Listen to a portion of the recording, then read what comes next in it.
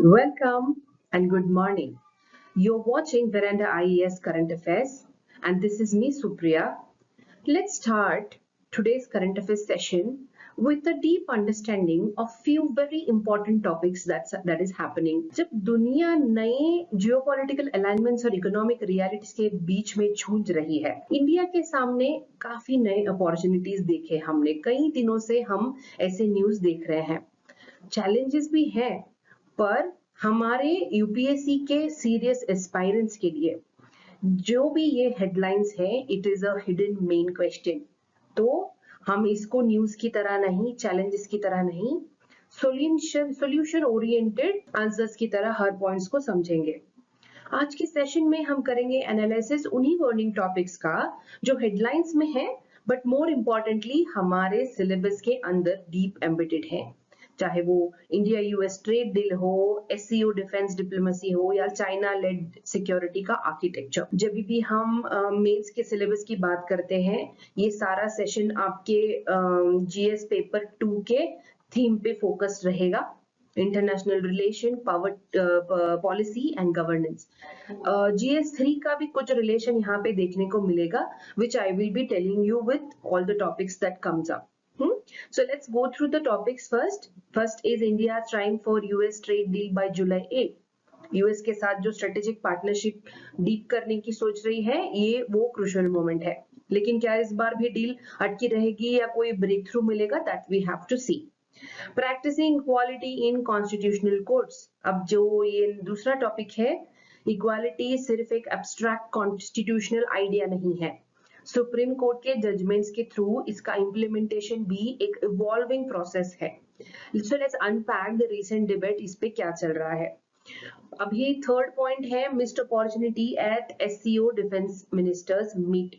Multilateral forum जैसे SCO में India की प्रेजेंस काफी क्रूशियल है.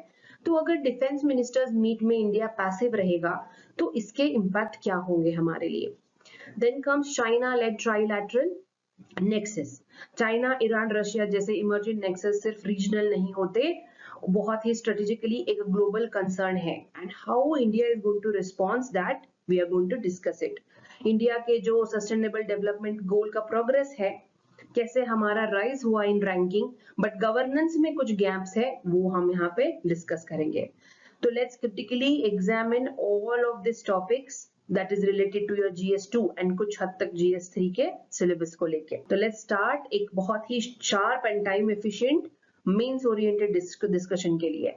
Facts के साथ साथ हम context भी समझेंगे, so that will help you in better understanding of any issues. So let's begin. एक बार फिर जो है इंडिया और यूएस के बीच में ट्रेड डील का सवाल हेडलाइंस में है. इंडिया चाहता है कि 8 जुलाई 2025 से पहले मिनी ट्रेड डील साइन हो जाए, वरना अगले दिन यानी 9 जुलाई से यूएस लगा सकता है reciprocal tariffs on Indian goods. अब ये एक डेडलाइन क्रिटिकल हमारे लिए इसीलिए है क्योंकि अगर समय पर डील नहीं हुई तो इंडियन एक्सपोर्टर्स पे जो है हैवी टैरिफ का बर्डन लग जाएगा. तो यहाँ पे वी हैव टू अंडरस्टैंड कि यहाँ पे ये जो आर्टिकल है इसके स्ट्राइकिंग पॉइंट्स क्या थे.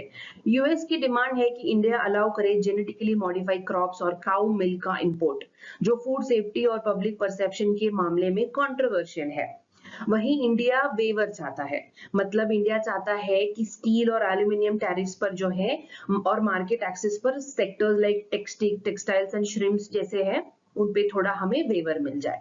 यानी एक तरफ कमर्शियल अपॉर्चुनिटी है, दूसरी तरफ डोमेस्टिक पॉलिसी और हेल्थ नॉर्म्स का एक अलग से प्रेशर. तो ये ट्रेड कॉन्फ्लिक्ट जो है नई नहीं है. इसकी शुरुआत हुई थी ट्रम्प एरा में, जब 2019 में ना यूएस ने इंडिया पे जीएसपी स्टेटस लगा दिया था. वो रिवोक कर दिया उन्होंने. इसके तहत क्या होता है, इंडिया के कई प्रोडक्ट्स ड्यूटी फ्री एक्सपोर्ट होते थे. अब इसके जवाब में इंडिया ने भी 20 यूएस गुड्स पर रिटालिएटरी टैरिफ्स लगा दिए, जैसे आलमंड्स, एप्पल एक्सेट्रा. तब से लेकर अब तक मल्टीपल अटेम्प्ट्स हुए हमारे तरफ से भी म्यूचुअली कुछ एक्सेप्ट करें हम डील, लेकिन हर बार ये नॉन टैरिफ का बैरियर हमेशा आड़ आ जाता है. अब ये हमें मैटर इसलिए करता है क्योंकि ग्लोबल ट्रेड इकोसिस्टम में इंडिया का रोल तभी स्ट्रॉन्ग होगा जब वो रिलायबल रूल बेस्ड पार्टनर बनकर उभरेगा. यूएस के साथ healthy trade ties geopolitical leverage भी देते हैं कहीं ना कहीं हमें, स्पेशली जब चाइना के अगेंस्ट हम लोग कुछ सोच रहे हैं तो definitely this becomes a important thing for us. लेकिन कॉशन भी जरूरी होता है, क्योंकि जो जीएम इंपोर्ट जैसे डिसीजंस होते हैं ना, उसके लॉन्ग टर्म इम्प्लीकेशंस होते हैं हेल्थ पे, एनवायरनमेंट पे, फार्मर्स के राइट्स पे। तो अगर हम ये डील करते हैं तो लार्जर एफटीए के लिए एक बेस बन जाएगा, और अगर फेल हो जाएगी तो टेंशन बढ़ने के चांसेस है, स्पेशली एट डब्ल्यूटीओ लेवल। तो let's try and understand further कि क्या ये आर्टिकल बताना चाहता है हमें। अगर आप यूपीएससी की सीरियसली तैयारी कर रहे हैं तो ये जरूरी है कि हेडलाइंस के अंदर छुपे हुए कॉन्सेप्ट्स को अच्छी तरह से समझे। तो लेट्स ट्राई एंड अंडरस्टैंड ये जो बेसिक कॉन्सेप्ट्स हैं इनका डायरेक्ट कनेक्शन कैसे ये ट्रेड डील से बना हुआ है, and will try and get a holistic idea about it. जैसे मिनी ट्रेड डील है, ये क्या होता है? मिनी ट्रेड डील का मतलब होता है एक लिमिटेड स्कोप अग्रीमेंट जो सिर्फ कुछ स्पेसिफिक सेक्टर्स पर फोकस करेगा। ये एक बहुत ही क्विक विन स्ट्रेटेजी होती है, जहां लार्जर कंटेंशियस इशू जैसे आईपीआरस होते हैं ना, या एग्रीकल्चर, वो अवॉइड करेंगे ताकि वो हमारा प्रोग्रेस जो है वो डिले ना हो। एग्जाम्पल के लिए इंडिया और यूएस चाहते हैं अगर सिर्फ स्टील, एल्यूमिनियम और टेक्सटाइल पे एक छोटी डील कर लेंगे, तो विदाउट टचिंग जो जीएम क्रॉप्स या फार्मास्यूटिकल्स का जो इशू चल रहा है उसको अगर अवॉइड करेंगे, तो हमारे लिए ये जो मिनी ट्रेड है वो बहुत इंपॉर्टेंट साबित होगी। तो ये डिप्लोमेसी में एक बहुत ही कॉन्फिडेंस बिल्डिंग स्टेप होता है। रेसिप्रोकल टैरिफ मतलब क्या होते हैं? वो होता है रिटालिएशन का इकोनॉमिक वर्जन। मतलब कि रेसिप्रोकल टैरिफ्स का मतलब होता है अगर एक कंट्री आपके गुड्स पर टैरिफ लगाए तो आप भी सेम इक्विवेलेंट टैरिफ लगा दें उस पे या ज्यादा। ठीक है, तो ये डब्ल्यूटीओ फ्रेमवर्क के अंदर अलाउड है, लेकिन इस ट्रेड वॉर्स भी इससे क्या होते हैं, एस्केलेट हो जाते हैं, ये जो हम रेसिप्रोकल टैरिफ्स लगाते रहते हैं। जैसे 2019 में जब यूएस ने इंडिया के जीएसपी स्टेटस को रिवोक किया, इंडिया ने भी 28 आइटम्स पे उस पर रिटालिएटरी टैरिफ्स लगा दिए। This is an example. Generalise system of preference क्या होता है, जो हम अभी बात किए कि कैसे यूएस ने वो रिवोक किया था। जीएसपी एक यूएस ट्रेड प्रोग्राम था जिसमें डेवलपिंग कंट्रीज के गुड्स को ड्यूटी फ्री एंट्री मिलती थी यूएस के मार्केट्स में। इंडिया इसका बेनिफिशियरी था अनटिल 2019, लेकिन जब ये ट्रम्प एडमिनिस्ट्रेशन ने कह दिया कि इंडिया मार्केट एक्सेस में यूएस इंटरेस्ट का कोई ध्यान नहीं दे रहा, इस विड्रॉल के बाद इन दोनों कंट्रीज के बीच में ट्रेड टेंशन शुरू हो गए थे। हमारे लिए एग्जाम पॉइंट ऑफ व्यू से जीएसपी का सिग्निफिकेंस ये है कि it reflects how trade policy can become a foreign policy tool.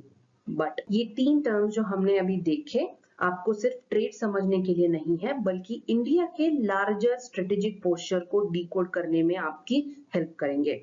तो इसको हम बाय हार्ट तो नहीं कर पाएंगे, लेकिन you keep it in mind. जैसे ये जो है कई आर्टिकल्स में आपको ऐसे कॉन्सेप्ट्स दिखाई देंगे, तो it will be easier for you to understand it next time. तो अब देखते हैं कि अगर ये डील सक्सेसफुल होती है या फेल हो जाती है तो इसके रेपरकशंस क्या होंगे, इम्पैक्ट क्या होगा।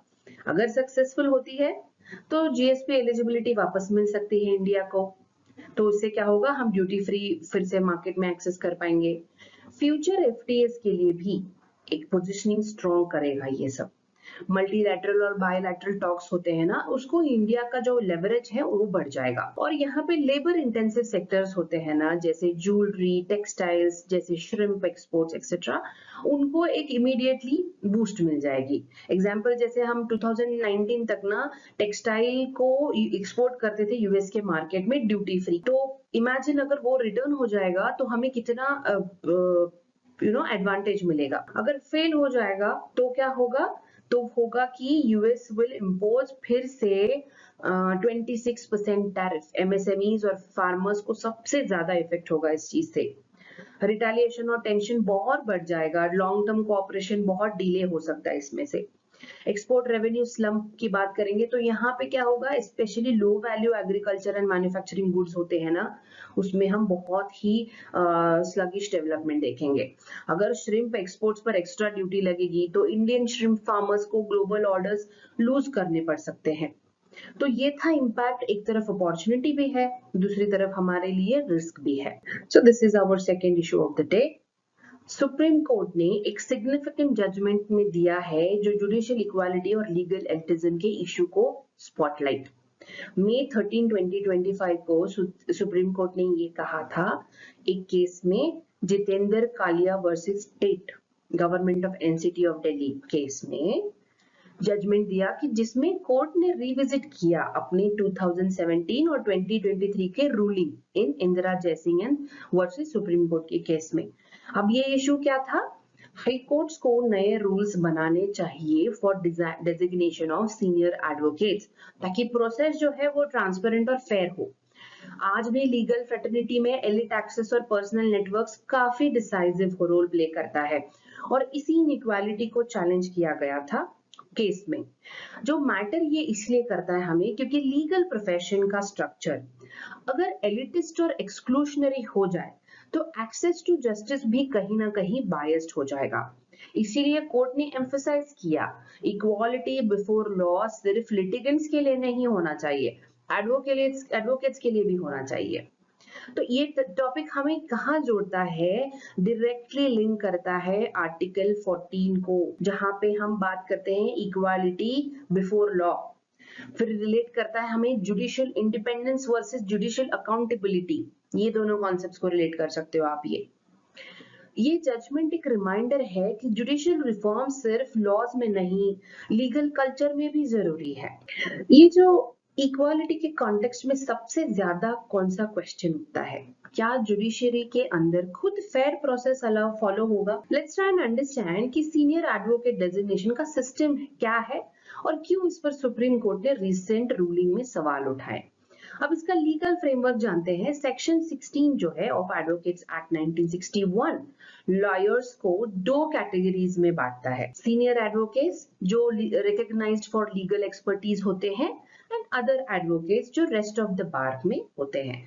लेकिन यहाँ पे प्रॉब्लम ये है कि ये रिकॉग्निशन जो है, इसका प्रोसेस जो है काफी सब्जेक्टिव और ओपेक हो गया है। जो 2017 में इंदिरा जयसिंह का जजमेंट आया था, वहां पे सुप्रीम कोर्ट ने कहा था कि सिलेक्शन ट्रांसपेरेंट होना चाहिए। क्राइटेरिया यहाँ पे प्रिस्क्राइब किया था उन्होंने, जैसे लीगल पब्लिकेशन हो गया, प्रो बोनो वर्क हो गया, इंटरव्यूज के चलते। तो 2025 में भी क्या हुआ? जितेंद्र कालिया केस में what has changed will try and understand. Supreme court ने देखा कि रूल्स तो यहाँ पे हमने रूल्स तो बना दिए, लेकिन ग्राउंड रियलिटी में सिस्टम एलिटिस्ट और नॉन ट्रांसपेरेंट ही पाया गया। अब इसीलिए ये जो कोर्ट में ये केस के दौरान कोर्ट ने कहा प्रोसेस आर्बिट्री है और डिजर्विंग लॉयर्स को अपॉर्चुनिटी नहीं मिल रही है। ये जजमेंट लीगल अकाउंटेबिलिटी का डिमांड करता है, नॉट जस्ट फॉर जजेस but for legal profession itself. हमने यहाँ पे देखा कि हम जब भी कोई इक्वालिटी की बात करते हैं तो when we talk about article 14 it definitely talks about equality before law for everybody even in the legal profession। यहाँ पे देखा कि कैसे लीगल रिफॉर्म लाना जरूरी है in appointment of senior advocates as well। Institutional transparency in judiciary is very important as well। ये case का जो जजमेंट है इसके थ्रू हमें समझ में आता है। तो जब आप अगली बार एक्सेस टू जस्टिस पढ़ेंगे, सोचिए क्या वो एक्सेस लॉयर्स के लिए भी इक्वली अवेलेबल है?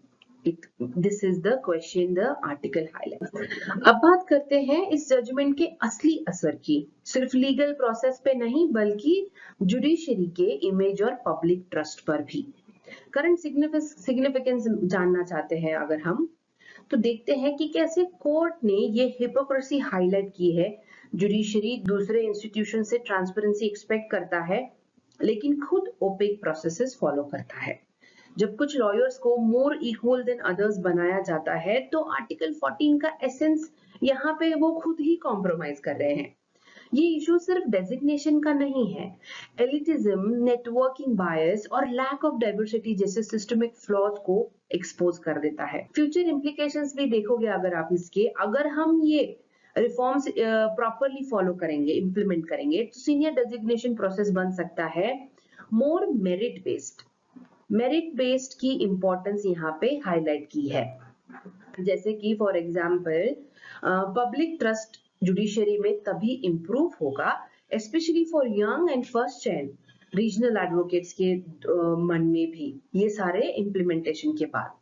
बट अगर हम ये इग्नोर करेंगे तो जुडिशरी और ज्यादा एलिटिस्ट और डिस्कनेक्टेड हो जाएगी, alienating the large section of the bar. ये केस जो है जुडिशरी के अंदर रिफॉर्म की अर्जेंट जरूरत को रिफ्लेक्ट करती है।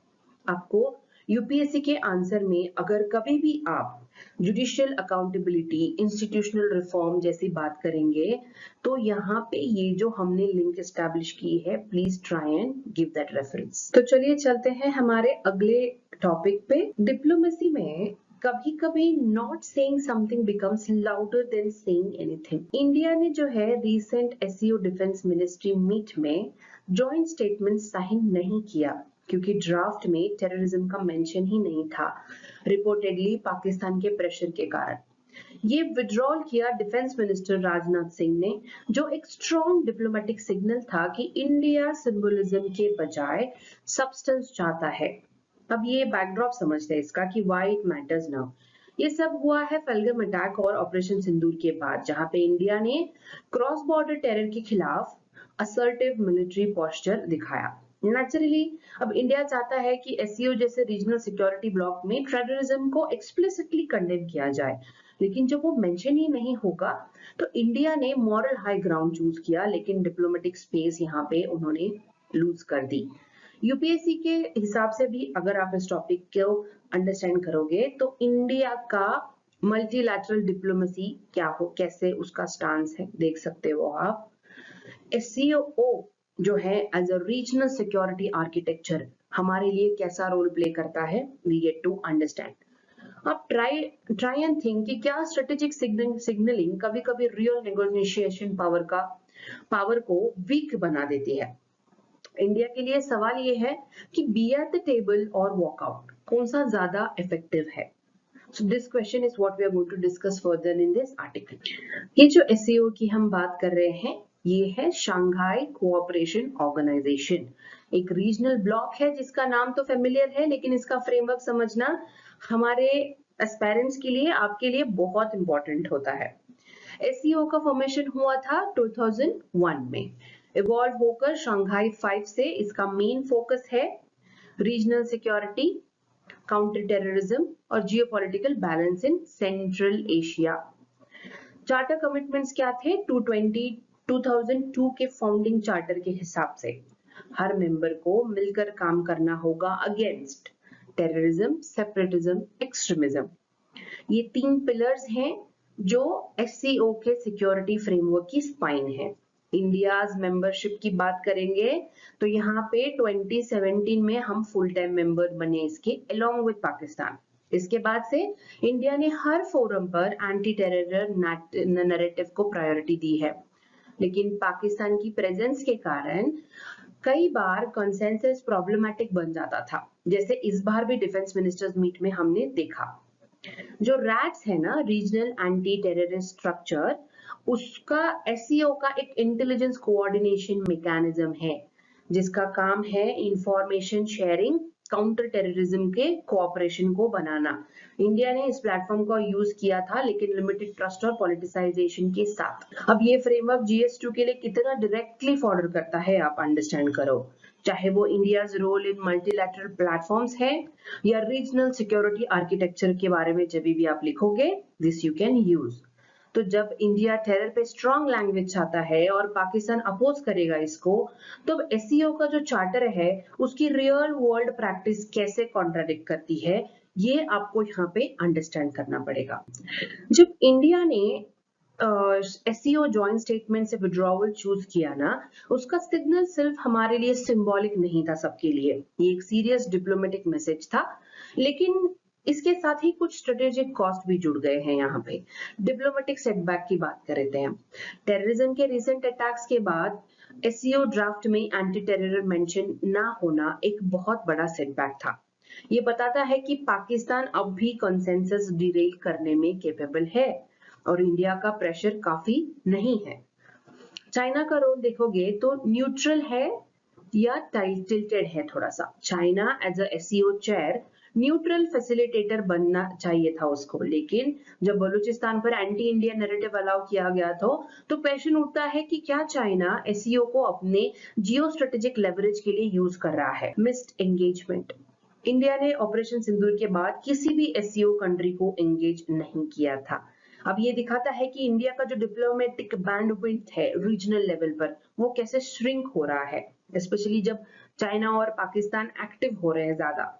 एंगेजमेंट ना होने का मतलब होता है हमारा इन्फ्लुएंस कम होना। अब ये हमारे लिए जो है एक, ये जो पॉइंट्स हमने अभी देखे ये फॉर्डर करता है questions like India's evolving role in multilateral groupings, कैसे हमें बैलेंस मेंटेन करना होगा between national interest and regional diplomacy.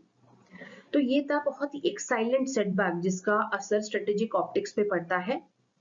तो let's try and move towards our next topic of the day, जहां पे अंडरस्टैंड करते हैं कि चाइना लेड ट्राइलैटरल नेक्सस का हमारे लिए कैसे बड़ा एक चैलेंज बनता है। जब रीजनल ग्रुपिंग से आपको कॉन्शियसली एक्सक्लूड किया जाए तो वो सिर्फ डिप्लोमेटिक स्नब नहीं है, वो एक स्ट्रेटेजिक मैसेज होता है। अब बात करते हैं चाइना के नए ट्राइलैटरल ग्रुपिंग की, जहां इंडिया का एब्सेंस बहुत ही लाउड एंड क्लियर है। क्या हो रहा है, I try and tell you.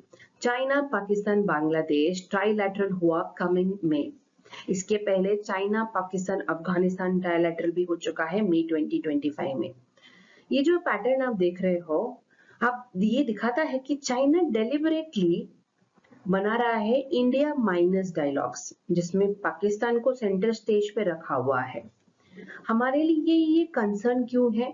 क्योंकि ये सिर्फ रीजनल कोऑपरेशन नहीं, स्ट्रेटेजिक एक्सक्लूजन की बात है। चाइना यहाँ पे करना क्या चाहता है? It is undermining India's role in South Asia and elevate Pakistan as a regional stabiliser despite its terror record. इससे भारत का नेबरहुड फर्स्ट पॉलिसी चैलेंज में बहुत ही दिक्कत आने वाली है, स्पेशली जब बांग्लादेश जैसे पार्टनर्स ऑल्टरनेट फोरम्स में इन्वॉल्व हो जाएंगे तब। अब ये जो टॉपिक है अभी हमने देखा, इंडिया चाइना पाकिस्तान का ट्रायंगुलर डायनामिक्स पे आप कभी भी बात करते हैं तो you can mention these kind of China steps. ठीक है, geo strategic competition in South Asia में भी आप अगर देखोगे तो ये आप पॉइंट लिख सकते हो। आपने देखा कि इस पॉइंट के जरिए हम समझते हैं कि बायलैटरल टाइज सिर्फ दो कंट्रीज के बीच में ऐसे नहीं होता, रीजनल अलाइनमेंट्स के जरिए शेप होती है ये सारी चीजें। तो ये एक डिप्लोमेटिक चेसबोर्ड की तरह है जिसमें हर बायलैटरल मीटिंग एक कैलकुलेटेड मूव की तरह बढ़ रही है, लीविंग इंडिया बिहाइंड। कुछ हिस्टोरिकल कॉन्टेक्स्ट जानते हैं अबाउट साउथ एशिया। ये जो इसकी जियोपॉलिटिक्स है आज जितनी कॉम्प्लेक्स है उतनी ही पास्ट में भी थी, उसके रूट्स पास्ट में ही देखने को मिलेंगे हमें। जैसे कि लेट्स ट्राई एंड अंडरस्टैंड कि चाइना पाकिस्तान का नेक्सस कैसे डेवलप हुआ और क्यों इंडिया के अगेंस्ट एक कंसिस्टेंट रीजनल अलाइनमेंट दिखता है। 1962 में जब इंडो चाइना वॉर हुआ था वहां पे एक बहुत ही स्ट्रेटेजिक टर्निंग पॉइंट देखा हमने। ये वॉर बना ट्रस्ट डेफिसिट का ओरिजिन पॉइंट, जहां से चाइना ने पाकिस्तान को स्ट्रेटेजिक काउंटरवेट के रूप में अडॉप्ट किया। तब से लेकर आज तक चाइना का इंक्लिनेशन पाकिस्तान पर बना हुआ है, स्पेशली मिलिट्री और न्यूक्लियर डोमेन्स में। 2013 से लेके प्रेजेंट डेट तक सीपीईसी हो, वीटो पॉलिटिक्स हो, सीपीईसी माने चाइना पाकिस्तान इकोनॉमिक कॉरिडोर है जो उनके इकोनॉमिक टाइज डीपन करता जा रहा है, लेकिन इंडिया के स्ट्रेटेजिक इंटरेस्ट को अंडरमाइन करता जा रहा है। चाइना ने रिपीटेडली यूएनएससी में हमेशा वो जो उसका पावर है वीटो में, इंडिया के प्रपोजल के अगेंस्ट पाकिस्तान बेस्ड टेररिस्ट जो है जैसे मसूद अजहर था उनके अगेंस्ट यूज किया है। ये सब सिग्नल है कि चाइना पाकिस्तान अलाइनमेंट सिर्फ टैक्टिकल नहीं है, ये बहुत ही लॉन्ग टर्म और स्ट्रेटेजिकली बनाया हुआ टाई है। 2025 में India's expanding ties with China and इसका रिस्पॉन्स क्या है? जब इंडिया बांग्लादेश और अफगानिस्तान के साथ डीपर पार्टनरशिप डेवलप की ट्राई कर रहा है, चाइना ने क्विक काउंटर प्ले किया through new trilateral platforms. Um इसका क्या दिख रहा है यहाँ पे चाइना का? टू आइसोलेट इंडिया डिप्लोमेटिकली और पाकिस्तान को रीजनल ब्रोकर के रूप में प्रोजेक्ट करना। ये हमने यहाँ पे क्या सीखा कि कैसे हम जियोपॉलिटिकल अलाइनमेंट्स शेप होते हैं more by historical mistrust than the current diplomacy, ये हमने यहाँ पे अंडरस्टैंड किया। तो हमेशा you have to keep it in mind. Geopolitics में फ्रेंडशिप ये सारी चीजों से भी ज्यादा स्ट्रेटेजिक कैलकुलेशन डोमिनेट करता है हमेशा। और चाइना पाकिस्तान का टाइप इसका एक टेक्स्ट बुक एग्जाम्पल है हमारे लिए। अब बात करते हैं चाइना के उस स्ट्रेटेजी की जिसे एक्सपर्ट्स कहते हैं strategic encirclement of India.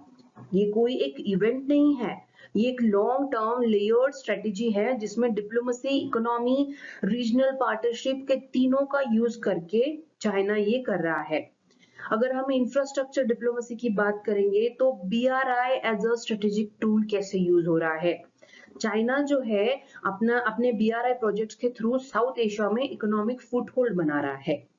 Sri Lanka में हम्बनटोटा पोर्ट हो गया, मालदीव्स में एयरपोर्ट मॉडर्नाइजेशन हो गई, नेपाल में रेल लिंक्स करके, और अब बांग्लादेश में भी ये इंफ्रास्ट्रक्चर एड नहीं है, ये बना रहा है एक स्ट्रेटेजिक लेवरेज। डिप्लोमेटिक आइसोलेशन कैसे बना रहा है, जो फोरम्स ये सेट करता है रिड्यूसिंग इंडिया।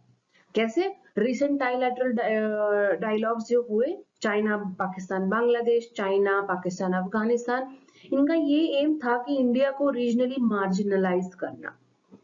इस तरह से मल्टीलैटरल डिप्लोमेसी जो है इंडिया के नैरेटिव और विजिबिलिटी दोनों को वीक कर सकती है। यहाँ पे इकोनॉमिक कॉरिडोर्स जैसे CPAC एंड डिपेंडेंसी क्रिएशन कैसे बना रहे हैं हमारे लिए, क्योंकि ये मेगा प्रोजेक्ट होते हैं, सिर्फ इकोनॉमिकली इंपॉर्टेंट नहीं होते, जियोपॉलिटिकल रीअलाइनमेंट्स के लिए भी इंपॉर्टेंट होते हैं। चाइना के इन्वेस्टमेंट एक डेट ड्रिवन डिपेंडेंसी क्रिएट करता है जिसमें डिसीजन मेकिंग पावर शिफ्ट होती है बीजिंग के फेवर में। हमारे लिए इस आर्टिकल से टेक अवे क्या था कि इंडियाज फॉरेन पॉलिसी चैलेंजेस कैसे बढ़ रहे हैं, बेल्ट एंड रोड इनिशिएटिव जैसे इनिशिएटिव्स का हम पे क्या इम्पैक्ट पड़ सकता है, और जो हमने देखा कि नेबरहुड फर्स्ट वर्सेस चाइना का शैडो, हम इसको कैसे हैंडल कर सकते हैं। We have to find a balanced approach to deal with such issues. You as a future administrators can provide your insights on this in a balanced way। तो जब China port बनाता है या कोई रेलगाड़ी चलाता है या कोई फोरम ऑर्गेनाइज करता है, उसका मकसद सिर्फ वो कंट्री का डेवलपमेंट नहीं होता है, उसका मकसद होता है लेवरेज बिल्ड करना ताकि वो अपने फेवर में उसको यूज कर सके बाद में। तो जब चाइना लेड ट्राइलैटरल्स बन रहे हैं और इंडिया रीजन से डिप्लोमेटिकली स्क्वीज हो रहा है, तो क्वेश्चन का आता है कि यहाँ पे इंडिया का रीजनल स्ट्रेटेजी क्या होना चाहिए। Security ramifications in trilateral forums के जरिए कुछ की रिस्क सामने आते हैं। Terror safe havens indirectly emboldened हो सकते हैं, क्रॉस बॉर्डर टेररिस्ट की विजिबिलिटी डाइल्यूट हो सकती है, और इंडिया की जो काउंटर टेरर डिप्लोमेसी है रेस्ट्रिक्टेड बन जाएगी, specially in forums where Pakistan is legitimised.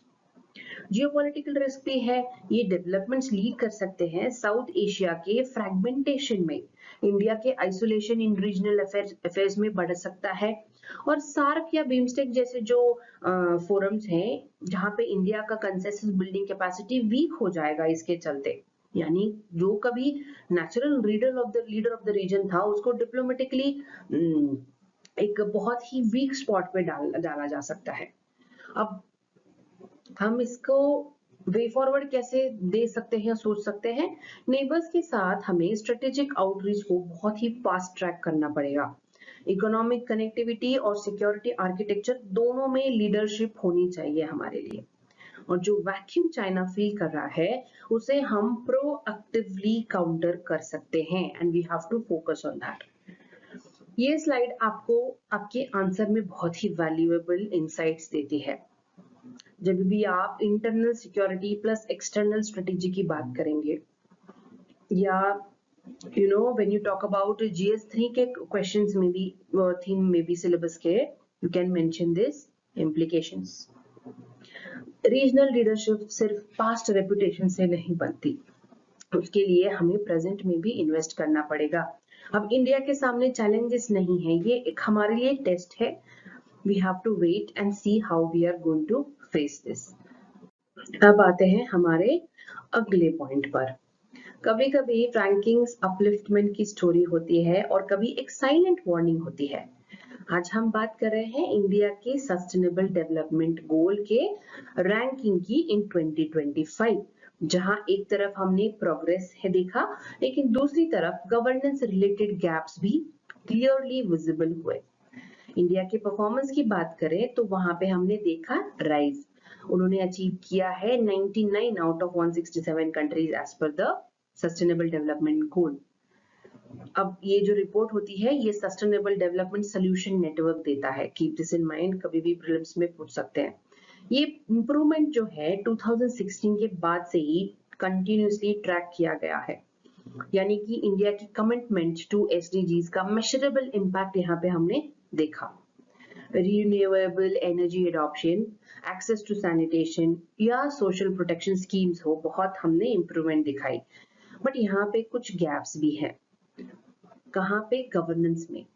यहाँ पे कंसर्न ये है कि ये जो सस्टेनेबल डेवलपमेंट गोल 16 है ना, उसके परफॉर्मेंस पे लेकर यहाँ पे ये हाईलाइट बन चुका है, जिसका फोकस होता है peace, justice and strong institutions पे। India is still facing delays in judicial processes, limited police reforms, weak institutional accountability. ये सारे इश्यूज कहाँ से रिलेटेड होते हैं? गवर्नेंस रिलेटेड होते हैं। और हमें यहाँ पे उसको ऐसा अंडरस्टैंड करना है कि हमें ऐसा कोई गवर्नेंस से रिलेटेड रिफॉर्म्स रोल आउट करने पड़ेंगे जो एसडीजी कंप्लायंट हो और उसमें कोई रुकावट नहीं डाले। एसडीजी 16 बहुत इंपॉर्टेंट है GS2 के कॉन्टेक्स्ट में, क्योंकि हम GS2 के थीम में एक कॉन्सेप्ट देखते हैं गुड गवर्नेंस का, तो उसमें ये इंपॉर्टेंट हो जाता है। आप आंसर लिखते वक्त इंडियाज एसडीजी गेन्स के साथ क्वालिटेटिव गवर्नेंस कंसर्न जरूर मेंशन करना, ये आपको बहुत ही क्वालिटी प्रोवाइड करेगा आपको आपके आंसर को।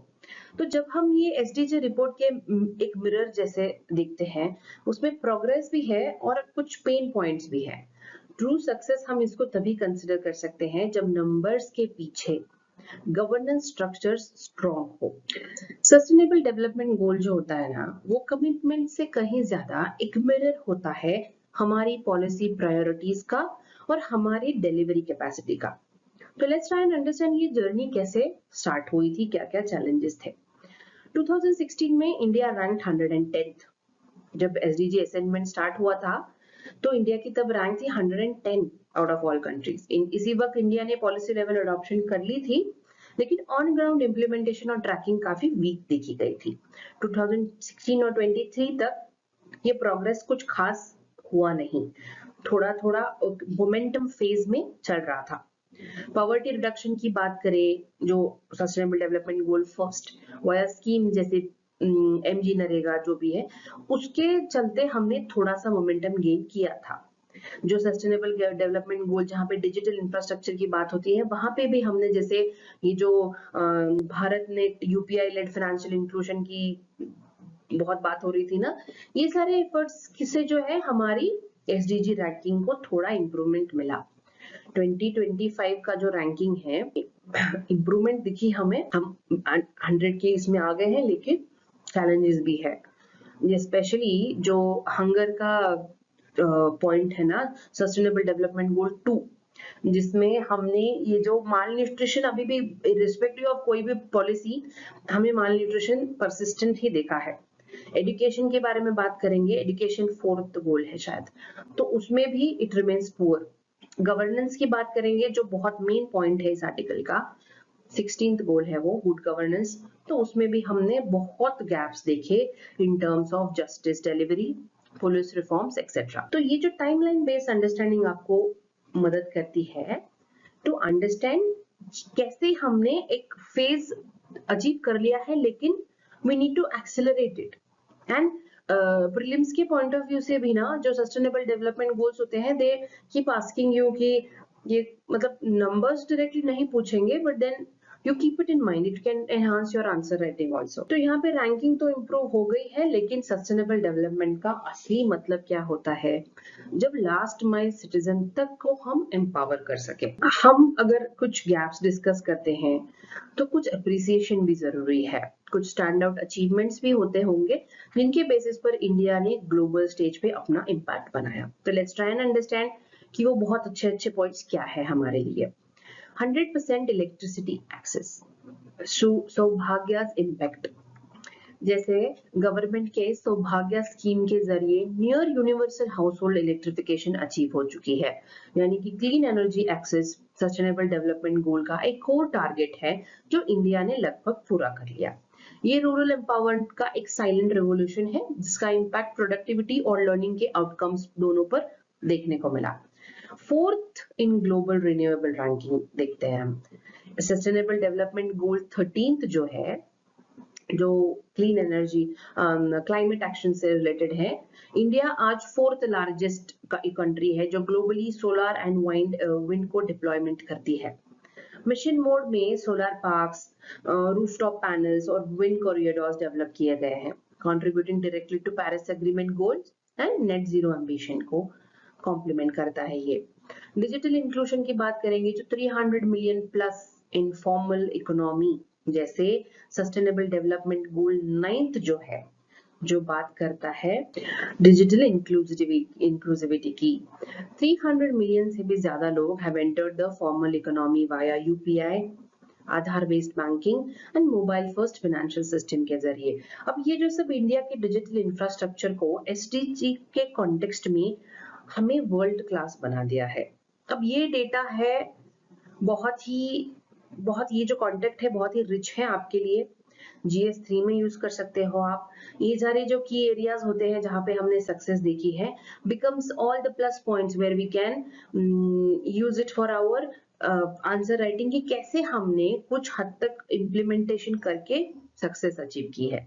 एसडीजी का मतलब सिर्फ ग्लोबल गोल्स नहीं होता बल्कि घर घर तक अपॉर्चुनिटी पहुंचाना है, जिससे इंडिया ने कुछ एरियाज में बहुत ही एक वर्ल्ड को डायरेक्शन दिया है और कुछ एरियाज में जो चैलेंजेस हैं उसको एड्रेस करने की जरूरत है। सस्टेनेबल डेवलपमेंट गोल जर्नी में सिर्फ प्रोग्रेस ही नहीं, कुछ स्टबर्न चैलेंजेस भी देखे हमने कि जैसे भारत के लिए स्पीड ब्रेकर बन गया हो। इन 3 मेजर बॉटलनेक्स को ट्राई करने हम स्टार्ट करते हैं टू अंडरस्टैंड, स्पेशली जो सस्टेनेबल गोल किस में आते हैं। I'll try and tell you sustainable development goal 2, 9 और 16 के बारे में बात करते हैं हम। चाइल्ड स्टंटिंग जो है और माल न्यूट्रिशन क्राइसिस, जो सस्टेनेबल 2 गोल डेवलपमेंट 2 है जीरो हंगर को लेकर, उसके लिए अंडर आता है ये। 1/3 इंडियन चिल्ड्रन अभी भी स्टंटेड है। ये सिर्फ फिजिकल नहीं होता, कॉग्निटिव ग्रोथ को भी इम्पैक्ट करता है। डिस्पाइट स्कीम्स लाइक पोषण अभियान, न्यूट्रिशन आउटरीच और कम्युनिटी लेवल मॉनिटरिंग में अभी भी हमने कुछ कमियां देखा। फिर जुडिशियल पेंडेंसी को, justice delayed is SDG denied. अगर हम सस्टेनेबल डेवलपमेंट गोल 16 की बात करेंगे जहां पे गवर्नेंस की बात होती है, तो ये डिले डायरेक्टली इम्पैक्ट करता है access to justice, trust in public institutions and business confidence को। ये जो हम peace, justice and strong institutions के बारे में बात करते हैं, उसमें इंडिया की परफॉर्मेंस को इसने ड्रैग कर दिया। रूरल अर्बन डिजिटल डिवाइड में एक इशू था जो सस्टेनेबल डेवलपमेंट गोल 19 के इसमें आता है, जहां पे इंटरनेट एक्सेस तो बढ़ा है लेकिन डिस्ट्रीब्यूशन थोड़ा स्क्यूड है। अर्बन इंडिया में ब्रॉडबैंड एक्सेस वाइड स्प्रेड होता है, पर रूरल बेल्ट्स में अभी भी पुअर कनेक्टिविटी और डिजिटल इलिटरेसी से वो जूझ रहे हैं। डिजिटल पब्लिक गुड्स जैसे education, telehealth etcetera rural India में थोड़ा सा हमें ज्यादा देखने को नहीं मिलता इंफ्रास्ट्रक्चर की वजह से एंड एक्सेट्रा। तो हमने यहाँ पे ये देखा कि गवर्नेंस, हेल्थ, जुडिशरी कितने इंपॉर्टेंट एरेनाज होते हैं when it comes to development, when it comes to count our progress, India का प्रोग्रेस। तो ये प्रोग्रेस के साथ पैरेलल रिफॉर्म भी जरूरी होते हैं। अगर इंडिया को अपनी सस्टेनेबल डेवलपमेंट गोल की जो जर्नी है उसको सक्सेसफुल बनाना है तो ये गैप्स को ब्रिज करना जरूरी है, डेटा से नहीं बल्कि लास्ट माइल डिलीवरी तक। तो हमारा नेचुरली अगला सवाल क्या हो सकता है कि आगे क्या कर सकते हैं, व्हाट डू वी डू। अगर भारत को अपनी सस्टेनेबल डेवलपमेंट गोल जर्नी को सस्टेनेबल और इंक्लूसिव बनाना है तो कुछ फोकस एरियाज है जिसको वो एड्रेस करना होगा उनको। गवर्नेंस में रिफॉर्म्स लाने पड़ेंगे, स्ट्रेंथनिंग करना होगा सस्टेनेबल डेवलपमेंट गोल 16 को। ये एरिया लगातार इंडिया के स्कोर को नीचे लाता है, तो क्या जरूरत है, ट्रांसपेरेंसी की जरूरत है डिसीजन मेकिंग में, फास्टर जुडिशियल डिलीवरी की जरूरत है, इंडिपेंडेंट एंड अकाउंटेबल इंस्टीट्यूशंस को उतनी ही अथॉरिटी मिले जितनी वो हम पढ़ते हैं उनके बारे में। एग्जाम्पल जैसे ई कोर्ट प्रोजेक्ट हो गया, डिजिटल लोक अदालत हो गए, ये सारे जो रिफॉर्म्स हैं it will strengthen the development goal. Nutritional intervention की सख्त जरूरत है। साइंस कहता है कि first 1000 days of life conception से 2 साल तक बहुत क्रूशियल होते हैं ब्रेन डेवलपमेंट के लिए। तो हमें क्या करना होगा, टारगेटेड इंटरवेंशन करना होगा पोषण जैसे अभियान को लॉन्च करके फिर से बेटर कोऑर्डिनेशन आंगनवाड़ियों के साथ और जो भी है हेल्थ सैनिटेशन को मेंटेन करते हुए। डिजिटल इक्विटी की बात जहां पे होती है, यहाँ पे हमने देखा कि डिजिटल भारत तभी कंप्लीट होगा ना जब हर गांव में ब्रॉडबैंड से कनेक्टिविटी होगी हमारी। करंटली अर्बन बायस इंटरनेट यूसेज डेटा में क्लियरली दिखाई देता है हमें किसकी जरूरत है, digital literacy drives for teachers and students, जहां पे हम उनको ज्यादा सिखा पाए। डेटा अपडेट्स की बात करेंगे जहां पे foundation for evidence based policy हमेशा इंपॉर्टेंट ही मानता है। India is still relying on पुराने जमाने के पॉवर्टी डेटा, 2018 का कंजम्पशन डेटा, ये सारे पुराने ईयर्स के डेटा पे पॉलिसी बनती है। तो पॉलिसी प्रिसिशन तभी आएगा ना जब डेटा टाइमली डिसएग्रीगेटेड और एक्सेसिबल होगा। Tools like periodic labour force survey, national family health survey, ये सारे सर्वेज होते हैं, उनको हमें अलाइन करना होगा एसडीजी ट्रैकिंग के साथ। देखा हमने कितने इंपॉर्टेंट फ्यूचर फोकस एरियाज यहाँ पे डिस्कस किए कि कहाँ हम स्कोप है डेवलप करने के लिए। तो अभी वक्त है इस सेशन को यहाँ पे बहुत स्मार्टली रैप करने का। की टेकअवेज क्या है जो GS2 के सिलेबस को डायरेक्टली लिंक करते हैं, will try and understand. UPSC के पॉइंट ऑफ व्यू से देखा कि कैसे इंटरनेशनल रिलेशन पे फोकस्ड करता है हमारा टॉपिक, जो चाइना पाकिस्तान बांग्लादेश का ट्राइलैटरल हो, एससीओ डायनामिक्स हो, इंडिया के रीजनल डिप्लोमेसी को शेप करने वाले फैक्टर्स को डिटेल में समझना होगा हमें you have to focus on India US trade negotiation, trilateral dialogues जो चाइना करता रहता है, maritime influences and neighbourhood first policy को to understand this point. Constitutional और गवर्नेंस की बात जहां पे हो तो ये रिलेटेड है GS2 के साथ साथ एथिक्स में भी। यहाँ पे कैसे टॉपिक्स पे आप फोकस करोगे, जैसे कि जुडिशियल रिफॉर्म्स, जैसे एग्जाम्पल के तौर पे देखा हमने सीनियर एडवोकेट के डेजिग्नेशन को लेके ट्रांसपेरेंसी कैसे इंपॉर्टेंट है, एक्सेस टू जस्टिस कैसे इंपॉर्टेंट है, जुडिशियल पेंडेंसी कैसे इंपॉर्टेंट है। एथिक्स के पेपर में ना आप इसको लिंक हो सकता है through accountability and transparency theme, ठीक है। फिर सस्टेनेबल डेवलपमेंट की बात करेंगे तो हमेशा से ये GS2 और GS3 का पार्ट रहा है।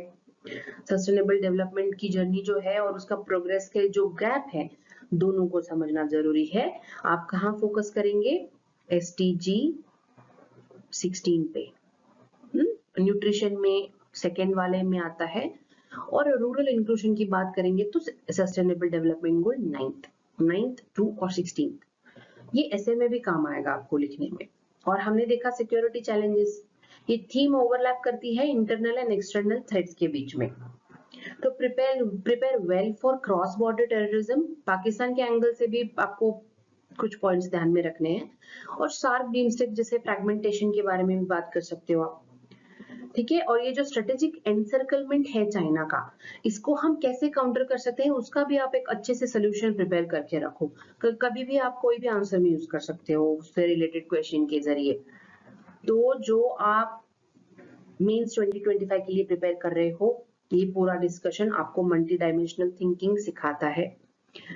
तो इश्यू को सिर्फ एक लेंस से नहीं देखना है, ये जो इंटरडिसिप्लिनरी मैनर से हम देखते हैं ना, GS2 GS3 एथिक्स फलाना जो भी एंगल से, तो उससे क्या होता है हमें कई एंगल्स मिलते हैं एक ही पॉइंट को लेकर।